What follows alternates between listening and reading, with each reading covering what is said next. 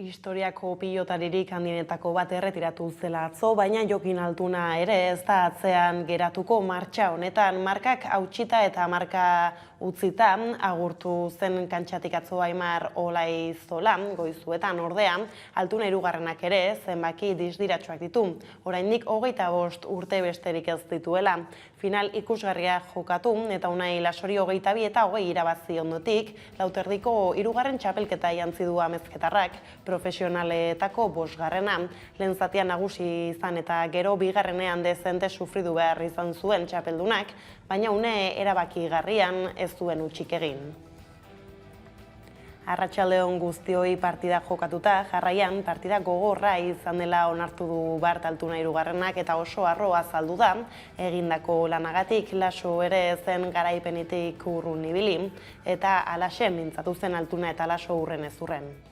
Gaizki, asko sufritzeko finala, egi esan biok momentutan ondo, beste momentu batzutan tensionauta, aste honetan esan dut hemen 9. finala lehenengo izan, eunok beti berezik die eta momentu baten ematen zuen final ondoa initzela ematen, baina gero beak kanto batzuk indizkit, da beak beti akutsi kontra jokatuen partidutan beti bukaera arte horre hotela eta banekin kosta ingotzen daitela, eta egi esan asko sufritut, zan nuke opari gutxi indetelako irabazitela, ez luzimenduko partidu indetelako, baina kearri guztuan hau, honen atzen, lan asko. Bai, hala da, azkenen, pena izugarrikin, ez, horrego naiz, hor ikusi naiz partio guztian, ez, eta egia esan, beste detaile batengatik, galdu induk partidua, hori, zabalera eman, txokoan eman diot, eta hor zegoen Jokin, eta, bueno, azkenean, pena izugarria, baina, bueno, hor negoen.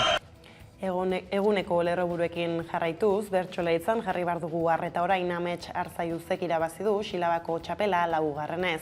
Silabako 4. txapela jantzi du beraz Amets Arzaiuz antiak sekulako jarioa duela behin eta berriz erakutsi du txapeldunak. Hizketan ari balitz bezala ekarri du bertsoa goitik bera errima estuekin ari zela ere. Puntu erantzunetan esaterako argi erakutsi du hori. Kartzelakoan ere bertsoaldi biribila utzi du eta Miren Artetxerekin egindako buruz burukoan biribildu du saioan. Artetxek ere ariketa guztietan utzi du beretik, argudiak eta nola humoretik kolpe ederrak emanez. Ostera Juanes Ilarregik irabazi du Leitzako saioa eta zehaztu da finala. Azken finala aurrekoa irabazita azaroaren 28an izango den finalerako sailkatzea lortu du beraz. Hauek izango dira finalean izango direnak. Eneko Lazkoz, Julio Soto, Joanes Ilarregi, Saioa Alkaiza, Josu Sanjurjo, Xabat Ilarregi, Xabier Silveira eta Eneko Fernandez. Bestaldetik, Zuberotar eta Nafar herritarrek muga irekitzeko aldarria zabaldu dute Larraineko lepotik. Inposaketarik ez, mugarik ez Euskal Herrian leloa 4 haizetara zabaltzeko ekimena egin dute Bart, eguerdian, Larraineko lepoan. 80 bat lagun bildu dira bertan urte hasieraz geroztik, Pirinio Atlantikoen prefeturaren aginduz esiturik dituzten pasabideak irekitzea, ezinbestekoa dela esatera. Beharrezkoa, Zuberoa eta Nafarroa arteko loturak atxikitzeko. Ildo beretik, Nafarroko gobernuari zein Ipar Euskal Herriko hirigune elkargoari eskatu diete, muga berriz irekitzea galdetu diezaiotela frantses estatuari. Ekonomia arloan berriz, Espainiako gobernuak eta gizarte eragileek pentsioen erreformari buruzko hitzordu erabakigarria dute gaur Madrilen. Berez, azkena izan beharko luke gaur bertan amaitzen baita belaunaldi arteko ekitate mekanismoa adosteko jarri zuten epea, baina akordioa urrun dago oraindik testuinguru honetan, Hego Euskal Herriko pentsioen elkarte kaleak hartu dituzte, larunbatean pentsioen legaren erreformaren kontrako mezuak ozen aldarrikatzeko. Mobilizazio jendetsuak izan dira oro har Aigara Deurreta kazetaria Bilboko asteleheneroko elkarretaratzean izan da Jonfano pentsiodunarekin, azken gertakarien balorazioa jasotzeko entzun dezagun. Oso baikorra izan zen, oso positiboa izan zen, Hego Euskal Herri osoan egin zena eta batez ere Bilbon. Non bildu ginen 6.000 pertsona baino gehiago. Orduan guretzako hau suposatzen da beste pausu bat. Azken finean pentsioen lege proiektua geldi arazteko, baina pentsatzen dugu zoritxarrez mobilizazio berriak eta ere boteretsuak egin behar dugula nahi badugu helburu hori lortzeko. Eta lerroburuekin bukatzeko COVID-19 jarri behar dugu arreta kutsatze gora egiten jarraitzen baitute Hego Euskal Herrian. Euskal Autonomia Erkidegoari dagokionez, dagoeneko iragarri du Jaurlaritzak neurriak bihar hartuko dituela, litekena da eremu gorrian dauden udalerrietan ez hartzea. Neurri murriztaile horiek berdin egingo du Nafarroako gobernuak. Mikel Irujo, Ekonomia Kontseilariak iragarri duenez eztabaidatzeke dute, baina noiz eta zer. Lerroburuak ala heldu diezaiogun eguneko argazkiari altuna 3. irabazi du Lauterdiko txapelketan. Iker Aginaga. Sufrituta eta aspaldi izan duen garaipen gogorrenetarikoan, baina 3. txapela lortu du altunak Lauterdiko txapelketan. Armailak beterik eta giro apartaz ekin diote Unai Lasok eta Jokin Altunak finalari Bilboko Bizkaia frontoian, eta giroari joko ikusgarriaz erantzun diete pilotariek. Urduri abiatu du Lasok bere aurreneko finala. Lehenengo bi sakeak luze eginda. Hasieratik aldiz oldarkorekin dio lehiari bizkarretak lehenengoak, eta Altunari erakutsi dio etziola erraztasunik txikiena ere emango. 2 eta 4 aurreratu da markagailuan eta Altunari heldu zaio txanda ostean. 7 tanto kateatu eta 9 laura eraman du finala. Txapeldunak partida apurtuko zuela zirudienean berriz, Lasok eutsi egin dio, eta 12an berdindu duenetik 20. arte, tantoz-tanto joan dira bat eta bestea markagailua berdintzen, alderik txikiena ere zabaldu ezinean. Partida osoa ikusgarria izan bada, amaierarako utzi dute biek politena. 20 eta 20 berdinduta zeudenean 16 pilotakadako tanto izugarria eman dute finalistek, zaleen gozamenerako. Lasok birritan izan du tantoa itxi eta sakearekin txapela lortzeko aukera, baina barkatu egin du, eta Altunak kontrara ondo mugitu du Nafarra eta azkenean bere alde puntua. Azkenekoa, sakez lortu du eta bere 3. txapela erdietzi du amezketarrak. 6 final, 3 txapela eta horietatik 2 segidan irabazi ditu Jokin Altunak 25 urterekin. Dudagabe, historia egiten ari da pilotari gaztea, eta unkituta agertu da partida bukatuta. Kiarri egi esan, oso arro nahu. Esan nuke, txapelak, lanan bukaerako opari badia, baina egi esan, ikien egin ez lan guztie, jende hau, dena, netzako kistuna da.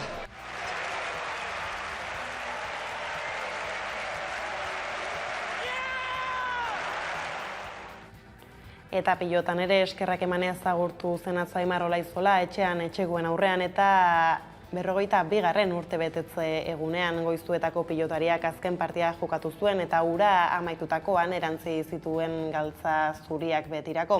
Arrasto sakona utzita erantzi ditu 23 urte pasatxo egin ditu profesionaletan, 1221 partida jokatu 27 final eta 15 txapel irabazi. Haren izena letra larriz azalduko da pilotaren historian badoan eta txapelik handiena jasota doan jendearen maitasuna. Olaizolak aitortu du duela 2 hilabete erretiratuko zela jakinarazi zuenetik. Ez dela egun bakar bat ere ez diotenik egin maitasun keinuren bat. Ez zuen halakorik espero eta oso zoriontsu egin du. Pilotaren bueltakoak horrela, atzoko egunak kiroletan bestelako argazki bat utzi zuen ere Euskal herritar batek irabazi du Behobia Donostia lasterketan. Eneko Agirrezabalek hain zuzen ere txindoki atletismo taldeko korrikalari segurarrak. Ez ustekoa eman da irabazi du gainera ez baitzen ageri hautagai nagusien zerrendan. Emakumezkoetan favorito nagusia gaien dudan, Nuria Lugeros Espainiarra. Iazko etenaldiaren ostean berriz ere eginda lasterketa urten eta eguraldia lagun 25.000 lagunek baino gehiago hartu dute parte. Kirolez gain parkatu bestelako lerroburuak ere badira gaurkoan. Madrilen hitzordu erabakigarria dute gaur Espainiako gobernuak eta gizarte eragileek pentsioen erreformari buruz. Akordioa ixteko azken eguna baita gaurkoa Bilbora goaz, Aiara Durreta, akordiorako tarterik alda. Elkarrizketa sozialeko mahaia gaur bildu da. Hau da, Gizarte Segurantzako Ministerioa, sindikatuak eta patronala. Pentsioen erreformari buruzko egun erabakigarria da gaurkoa. Alde guztiek akordioa ixteko ezarritako azken eguna baita. Espainiako gobernuak eta gizarteragileek pentsioen erreformari buruzko hitzordu erabakigarria dute gaur Madrilen. Berez azken eguna izan beharko luke, gaur bertan amaitzen baita, belaunaldi arteko ekitate mekanismoa adosteko jarri zuten epea, baina akordioa urrun dago oraindik. Inklusio, gizarte segurantza eta migrazio ministerioak kotizazio sozialak 10 urtez 0,6 igotzea proposatu zuen azken bileran. Pentsio sistemak etorkizunean izan ditzakeen tentsioak arintzeko. Kotizazioak igotzeko proposamena ez du begionez ikusten patronalak. Bien bitartean sindikatuek ontzat eman dute kotizazio sozialak areagotzea baby boomaren etorkizuneko pentsioak bermatzeko. Hala, mekanismo berria 2027tik aurrera egongo da indarrean eta 2013ko erreformaren jasangarritasun faktorea ordezkatuko du. Hala baina, Jose Luis Escriba, ministroaren hitzetan planteamendu horrek ez du pentsioak inolaz ere murrizten. Testu inguru honetan Euskal Herriko pentsionek manifestazioak egin dituzte Espainiako gobernua prestatzen ari den pentsioen erreforma geldiarazteko. Gaur asteleneroko elkarretaratzean izan zara, zer dakigu Aiara? Astelenero legez pentsiodunak kalera atera dira eta gaurko protestan pentsiodunek berretsi dute mobilizazioekin jarraituko dutela. Horrez gain, Euskal Herriko pentsioen mugimenduak larun batean manifestazioak egin zituen Euskal Herriko hiriburuetan. Espainiako gobernua prestatzen ari den pentsioen erreformari ez esateko. Hala, gaurko elkarretaratzean Jon Fano, Bizkaiko pentsioen mugimenduko kideak, protestak arrakastatsuak izan zirela adierazi du, baina gehiagoren beharra ere nabarmendu du. Oso baikorra izan zen, oso positiboa izan zen, Euskal Herri osoan egin zena eta batez ere Bilbon. Non bildu ginen 6.000 pertsona baino gehiago. Orduan guretzako hau suposatzen da beste pausu bat. Azken finean pentsioen lege proiektua geldi arazteko, baina pentsatzen dugu zoritxarrez mobilizazio berriak eta are boteretsuak egin behar dugula nahi badugu helburu hori lortzeko. Pentsioen legearen erreformaren kontrako mezuak ozen aldarrikatu ziren larun batean Euskal Herriko hiriburuetan. Mobilizazio jendetsuak izan ziren, Euskal Herriko pentsioen mugimenduak jakitera eman duenez, 12.000 lagun baino gehiagok kaleak bete zituzten pentsio publiko eta duinen alde. Pentsioen elkarteek zein sindikatu eta gizarte eragilean hitzek erreforma bertan bera usteko eskaria zuzena egin zuten. Pentsioen elkarteek zein sindikatu eta gizarte eragilean hitzek erreforma bertan bera usteko eskari zuzena egin duten. Izan ere, pentsiodunen arabera erreformak helburu hauek ditu. 2011ko eta 2013ko erreformek ezarritako murrizketei eustea, denbora gehiagoz lan egitea eta pentsio gutxiago kobratzea eta pentsio plan pribatuak sustatzea. Halaber protestetan Escriba Espainiako gizarte segurantzaren ministroaren dimisioa eskatu dute. Ekonomia lorreko gaiekin jarraiki, bestelako kontu bat bart zabaldu da albistea Iberdrolak eta Tubos Reunidosek akordioa sinatu dute, argindarraren prezioak finkoak izateko. Zertan da hitzarmena, Aiara? Iberdrolak eta Tubos Reunidosek adostu dute datozen 2 urteetan argindarra hornitzeko prezio finkoa. Hala ere, Sidenorrek ez du adostasunik lortu. Pasaden astean bildu ziren Sidenor eta Iberdrola eta siderurgiako enpresak azaldu duenez, ez du Iberdrolaren partetik eskaintzarik jaso. Elektrizitate enpresak aldiz jakitera eman du prezioa igotzen jarraitu arren edo igoarren, industriarekin hitzartutako prezioak 2.000 milioi euro aurreztuko diola industriari. Bestaldetik Maget Beguren hilketa matxista epaitzen hasi dira Bilbon. 2018ko iraiaren 25ean hil zuen senarrak 25 urteko emakumea bi alaben aurrean Atxuri auzoan. Protokoloek eta emakumea indarkeriatik babesteko neurriek huts egin zuten, haren kasuan ere ez da Aiara. Protokoloek eta emakumea indarkeriatik babesteko neurriek huts egin zuten. 2018an izan zen hilketa matxista eta 2017ko abenduan biktimak salaketa jarri zuen eta babes neurriak eskatu zituen, baina ez ziren inoiz heldu. Horrez gain, hilketa izan baino egun batzuk lehenago, emakumeak medikuanera jo zuen laguntza eske, eta horretarako protokoloa martxan jarri zen, baina ezen nahikoa izan, eta 2018ko irailaren 25ean senarrak emakumea hil zuen. Et en plus aussi, c'est pour protéger aux autres femmes. Parce qu'une femme, il n'a pas de la force pour se défendre, ni des armes pour se défendre. Pourquoi cette violence, en fait? El hecho ya está hecho, queremos que la justicia sea justa, que ya no va a volver a la vida, entonces que es también para prevenir a otras mujeres, que nunca más que se vuelve a pasar. Ebazpenaren zain adi jarraituko dugu epaiketa, ostera hurrengo albistea Emakunderen eskutik dator. Emakumekiko indarkeriaren aurkako nazioarteko eguna iristea dela. Emakundek kanpaina bat abiatu du, gizartari eskatuz, adi egon dadila eguneroko indarkeria egoeren aurrean, kasu askotan, egoera horiek normalizatuta baitaude udan arbeo. Haren meneko nintzen, erabat, ark esaten zuena, politena zela uste nuen. Emakumeekiko indarkeriaren aurkako nazioarteko egunaren atarian gaudela, Emakunde kanpaina bat abiatu du gizartari eskatuz adi egon dadila eguneroko indarkeria egoeren aurrean, kasu askotan egoera horiek normalizatuta daudela kontuan izanik. Emakundek 55 eta 69 urte bitarteko emakumeekin iaz egindako lanari jarraipena ematen dion kanpaina da. Lan honen bitartez urte askotan jasandako indarkeriaren testigantzak eman zituzten. Kanpainak testigantza horietako batzuk erakusten ditu. Haien testigantzak benetan baliokoak dira. Konturatzeko indarkeria gure inguru hurbilenean gertatzen dela askotan eta ez dugula beti antzematen. Egoera horietako asko eskutuan daude oraindik. Beatriz Artolazabal berdintasunerako sailburuak adierazi du gizarte arazo bihurtu dela eta herritar oro gero eta sentsibilizatuago daudela.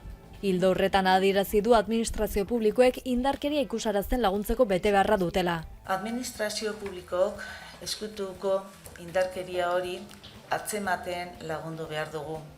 Bertan dauden emakumei laguntza eskaini behar diegu. Bestalde Emakundeko zuzendari Izaskun Landaedak berretsi du adineko emakumeen aurkako indarkeriak honako berezitasun hauek dituela. Ikusezintasuna, autonomia ekonomikorik ez akasu gehienetan, bere garaiko gizarteak genero indarkeria ez onartzea, gainerako pertsonak zaintzen emandako bizitza bat, eta adierazi duen bezala emakume adinduak askotarikoak izan arren eta guztiek ez badiote profil konkretu bati erantzuten, haien zaurgarritasuna handiago izan daiteke adina dela eta. Orain beste modu batean ikusten du dena. Gaiza datuta, asteburuan zehar udalbiltzak mintegiak antolatu ditu Euskal Herriko udalei burujabetza energetikora bidean laguntzeko. Gurean gaur magazinean Javier Surmendi udalbiltzako lehendakaria izan dugu, eta halaxe aritu da mintegiaren nondik norako ez.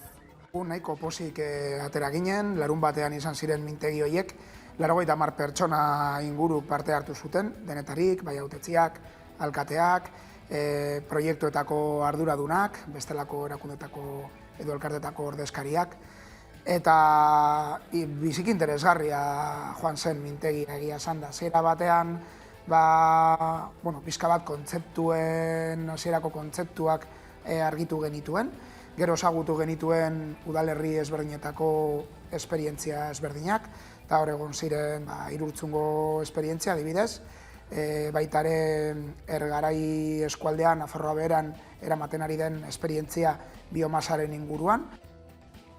Aipaturiko mintegian besteak beste, Euskal Herriko hainbat udal eta egitasmoren esperientziak partekatu dituzten, zulekin udalbiltzako kideek eta bertan izan zen Udanei Arbeo entzun ditzagun jasotakoak. Energetiko asko ere bada, energetik dira Energia burujabetzaren afera eta planetaren berotzak ekarri dituen kontzientzia ekologista eta deskarbonizazioaren erronka egun pilpilean dauden gaiak dira. Bada udalbiltzak udal proiektu energetiko komunitario eta burujabeak izeneko mintegi antolatu da asteburuan Euskal Herrian energia komunitateak sortzeko gakoak eta erronkak ezagutzeko xedearekin. Bertan parte hartu dute udaletako ordezkari politiko, teknikari eta interesdun norbanakoek. Javier Surmendi udalbiltzako lehendakariak adierazi zuen energia jendarentzat ezinbesteko zerbitzua den heinean, herritarren erabakimena eta energia baliabideen demokratizazioa ezinbestekoa dela arlo energetikoan. Eta aurretik beste arlo batzuetan ikusi den bezala eskala lokala estrategikoa dela energiaren arloan ere, eraldaketa hori eragiteko. Bestalde Pili Legarra udalbiltzako lehendakari ordeak adierazi digu energiari lotutako burujabetzaren ildoa oso garrantzitsua dutela. Hainbat eta hainbat udal ja hasia dira lanean komunitate energetikoak sortzeko, azkenean autokonsumoari bultzatuta eta hori. Baina baita ere konturatzen ginean gaia landu beharra zegoela, udalek ari dira lan, baina ezagutza falta ere badago. Oso itxurokoa zan, udalbiltza arduratzea informazio bilketa horretan, ez? Eta orduan aukera izango du arrela bai teknikariak, bai hautetsiak, alkateak, ez? Jende oroar interesatua daudena gaiarekin, informazio hori hemen pilatuta ikusteko. Testuinguru honetan Xabier Zubialde ingeniari eta energia berriztagarrietan adituak nabarmendu ditu burujabetza energetikoaren bidean hartu beharreko urratsak. Hartu beharko genuken lehen pauso oso garrantzitsua izango zen energiaren aurrezpena. Gutxitan hitz egiten da horretaz, baina da garrantzitsuena, menpekotasun gutxiago izateko. Bigarrenik esango nuke garrantzitsua dela energia eraginkortasuna eta hirugarrenik berriztagarriak. Bien bitartean Aitor Urrestia etxeuko irakasle eta ingenieritza industrialen doktoreak adierazi du komunitate energetiko batek benetan bidezkoa den trantsizio energetiko baten parte izateko energia berriztagarria sortzez aparte beste hainbat esparru ere landu beharko lituzkela. Baina une honetan benetan behar duguna da toki bakoitzerako aproposenak diranak zehaztu eta hortik planteamendu on bategaz abiazita benetan energia berriztagarri hauek erabiltzen hastea, ez? Baina haratago baita ere energiaren aurreztea funtseskoa da eta hau bereziki ikus daitegun gure bizitzako elementu guztietan, baina bai garraioan ikuste nahiko elementu klabea dela gaur egun. Gero eta gehiago kontsumitzen da garraioan alorrean eta orduan hortzea aldaketa garrantzitsuak behar ditugu eta ez bakarrik autoen teknologia aldatzea, baizik eta zela mugitzen garen leku batetik bestera hori baita ere planteatzea, ez? Eta garraio partekatua, garraio publikoa eta guzti hori gehiago harik eta gehien bermatzea. Zentzu honetan hainbat dira kezkatuta agertu direnak herritarrek energia kontsumitzeko duten ohitura dela eta. Jendea kontsumitzen duela asko orain. Hori problema bat dela zen kontsumizioak energia behar duzu produzitzeko erosten duzuna. Eta gerozta gehiago ere badira jende gehiago, umeak sortzen dira eta hori guzia dena hunditzen da azken finean. Hori hala adierazi du gutxiago kontsumitu beharko litzatekeela eta herritar bakoitzak bere energia sortu beharko lukeela. Energia berriztagarriak izpide azken egunotan Glasgown egin duten Nazio Batuen klima aldaketaren konferentzia gutxiengoen inguruko akordioa eginez amaitu da. Testuan ikatza uzteko dila egiten zaien mundu osoko herrialdeei lehen aldiz eta berretxita geratu da mende amaieran temperatura gehienez 1,5 gradu igotzeko muga lortzeko helburua. Glasgowko pakete klimatikoa itxikote zen ez da argi egon azken minutura arte, izan ere, India eta Txina ez zeuden testuan erabiltzen zen hizketarekin ados, eta ikatza gradualki desagertzea terminoa gradualki gutxitzea adieragatik aldatu dute. Aldaketa horrek haserrea eragin duelarik, Europar Batasunean eta herrialde zaurgarrienetan.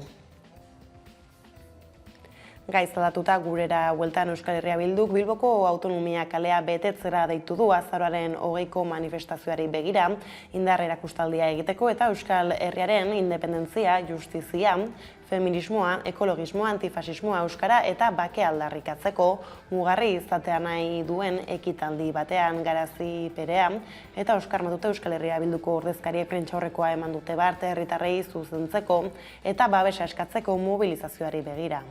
5:30 hemen bertan Lakasillan batuko gara. Izan ere, autonomia bete behar dugu, mezu argi bat bidaltzeko. Asko gara, indartzu gaude, eta azke eta berdinen Euskal Herriarekin konprometituta gaude.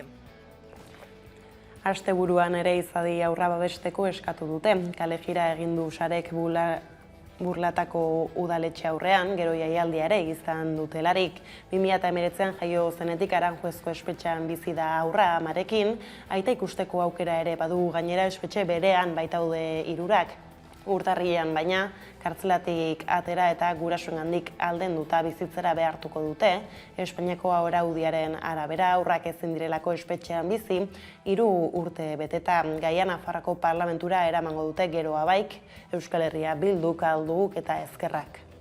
Malez, berriro elkartu bar izan gara gaur hemen beste motxila-durume baten egoera salatzeko. Aurretik sua izan zen, gero Irati, eta oraingoan Izadi dugu. Izadi bizi da Aranjuezen bere gurasoekin, 3 urte beteko ditu urtarrilean, eta ekiditen ez badugu, kalera atera barko du, gurasoak espetxean utzita. Orduan urte bat daramagu salatzen atzera kontaketa piztua dagoela, soluzioak behar dira, orduan gaurkoan interpelatu nahi ditugu instituzio eta norbanako ezberdinak, haien esku dagoen guztia egin dezaten berizketa hori ez emateko eta Izadi gurasoekin etxera etortzeko. Eta Euskal Herriko kontuak ala iritsi gara albistegiaren bukaerara ohiko moduan proposamen musikal batekin utziko zaituztegu. Jarraian Anariren efemerideak kantua. Gustatuko zaizuelakoan besterik ez guraldetik hauek izan dira, eguerdiak guran gaur utzi dituenak guztiak eta gehiago, nahi duzuen aldiro, 11.eus atarian ondo izan eta bihar arte.